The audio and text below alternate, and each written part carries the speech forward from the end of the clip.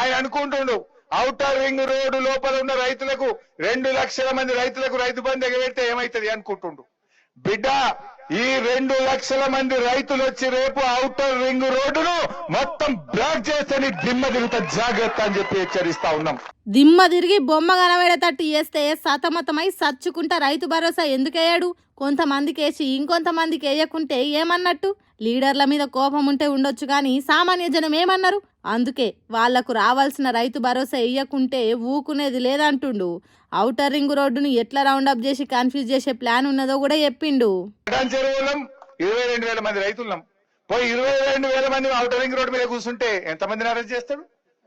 ఏ jail పడుతుంది? నాకు ఇస్తావా ఇయ్యవా? 22,000 మంది పోయి ఔటర్ రింగ్ రోడ్డు మీద వంట వార్పు పెట్టి నీ సంగతి ఏంటంటే దిబ్బకు దిగేస్తాడు. అదిగిరాడా? దిగి వచ్చుడే కాదు, రింగు రోడ్డును రింగు చేయకముందే రైతుల అకౌంట్లు టింగు టింగుమని మోగి పైసలు పడతాయి. ప్రతిపక్షాలంటే ఏమనుకుంటుండు?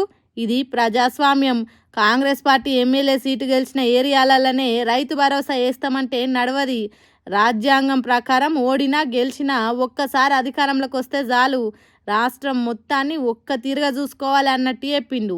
ఇక ఔటర్ రింగ్ రోడ్డు బ్లాక్ చేసేదానికి ఎవరెవరు వస్తారో ఎవరెవరు రావాలనో ఇప్పుడే చెప్పనట్టు చేసిండు హరీష్ రావు. రంగారెడ్డి బయలుదేరా మన సోబత్కి, మేడ్చల్ల సబితక్క బయలుదేరా మన సోబత్కి, మల్లారెడ్డి వెళ్ళాడా మన సోబత్కి? వెళ్తాడా? మల్లారెడ్డి ఎందుకు రాడు? అందరికంటే నేనే ముందుంటా అన్నట్టు వచ్చి రింగు రోడ్డు మీద కూర్చొని మీకే ఫోన్ చేస్తాడు. అట్లుంటుంది మరి మల్లారెడ్డితోని. మీరు రైతు భరోసా ఇయ్యనందుకే మేము లొల్లికి దిగాల్సి వస్తున్నది కాబట్టి మీరు రింగు రోడ్డు ఎక్కక ముందే రైతులందరికీ భరోసా పైసలు వేయుండ్రని డిమాండ్ చేసిండు.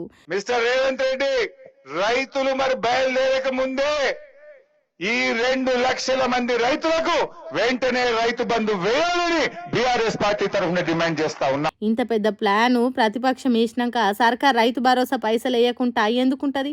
ఖచ్చితంగా వేస్తుందని అంటుర్రు. పటాన్చెరు నియోజకవర్గంలో పెట్టిన ధర్నాల మాట్లాడిన హరీష్ రావు వార్నింగ్లు విన్న తెలంగాణ పబ్లిక్. మరి చూడాలి దీని మీద సర్కారు ఎట్లా రియాక్ట్ అవుతుందో.